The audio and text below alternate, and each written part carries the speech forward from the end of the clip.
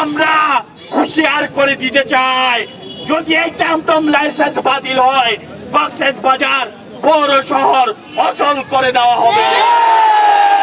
আমরা এখনো আরো 1-150 আমাদের শ্রমিকরা লাইসেন্স পাইনি, আমরা ওগুলির জন্য এখনো বলতেছি।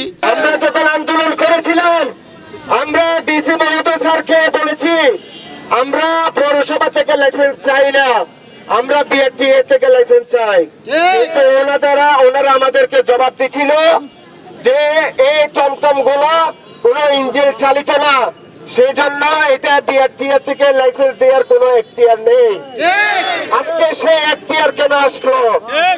কি শ্রমিকরা যারা বঞ্চিত ছিল, প্রকৃত ডাটাবেসদারের শ্রমিকরা যখন লাইসেন্স পেয়েছে, সেই জন্য কি এগুলো কি আমরা মনে করব এখানে ন্যায় প্রতিষ্ঠা হবে না?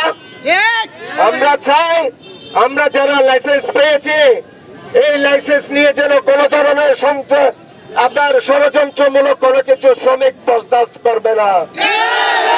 আগামীতে যদি এই লাইসেন্সের বিরুদ্ধে কোন ধরনের আপনার অনৈতিক ভাবে কোন ধরনের কথা ওঠে এবং ষড়যন্ত্রমূলক কোনো কিছু করা হয়, তাহলে এই শ্রমিক জনতা হাজার হাজার শ্রমিক জনতার রাস্তায় নামতে বাধ্য হবে। অত্যন্ত আনন্দ লাগতেছে, আরেকদিকে একটা দুঃখের বিষয় লাগতেছে। আজকে আমরা যে দীর্ঘ 11 মাস আন্দোলনের পরে আমরা যে লাইসেন্সটা আজকে হাতে পেয়ে কান্নায় বেগে পরে মজাই গেছি।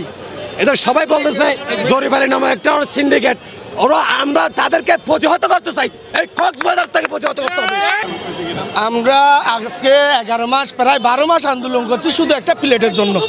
যদি 5 টাকা আমরা যদি এই টাকা দিয়ে কিনলে অনেক আগে কিনতে পারতাম, কিন্তু আমরা আরেকজনের কাছে গোলাম হতে চাই না। এরা চাচ্ছে সিন্ডিকেটে আমাদেরকে গোলাম বানানোর জন্য, এরা 6000 টাকা করে আমাদের প্রতি মাসে লাইসেন্স নেওয়ার জন্য বলতেছে, কিন্তু আমরা গোলাম হতে চাই না। আজকে হয়তো আমরা মালিক হয়ে গেছি, ইনশাআল্লাহ আমরা আজকে খুশিতে আজকে জেলা প্রশাসনের কাছে শুভেচ্ছা জানানোর জন্য আছি। 10টা 20টা 50টা লাইসেন্স দিতে পারে নাই বলে আজকে এই লাইসেন্স বাতিলের কথা বলছে।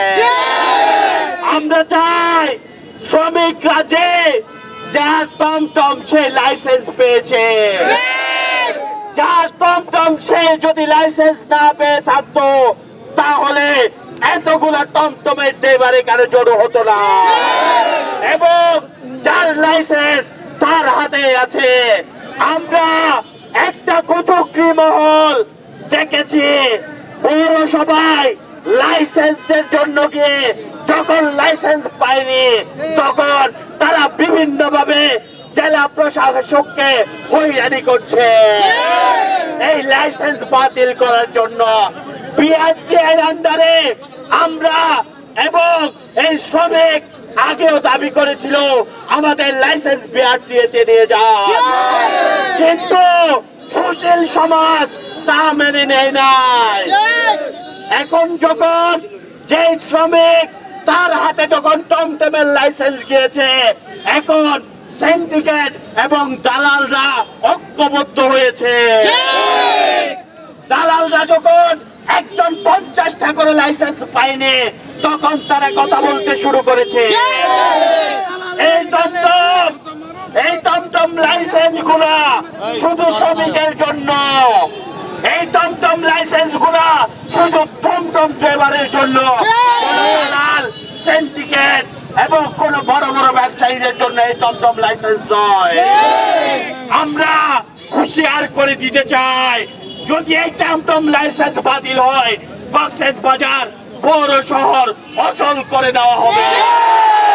কক্সবাজার পৌর শহর টমটমের পথযাত্রা নিয়ে পৌরসভা ঘেরাও করা হবে। আমরা কাগজপত্র জমা দিয়েছি 1250, ওইখান থেকে যাচাই বাছাই করে পৌরসভা যাকে যোগ্য মনে করছে দিয়েছে। আমরা এখনো আরো 150 আমাদের শ্রমিকরা লাইসেন্স পাইনি, আমরা ওগুলির জন্য এখনো বলতেছি। কিন্তু আমাদের কথা হলো যেসব নতুন লাইসেন্স আসবে সবগুলি শ্রমিকের কারণে শ্রমিকরা যেন পায়, বাকিগুলি যেন না পায়।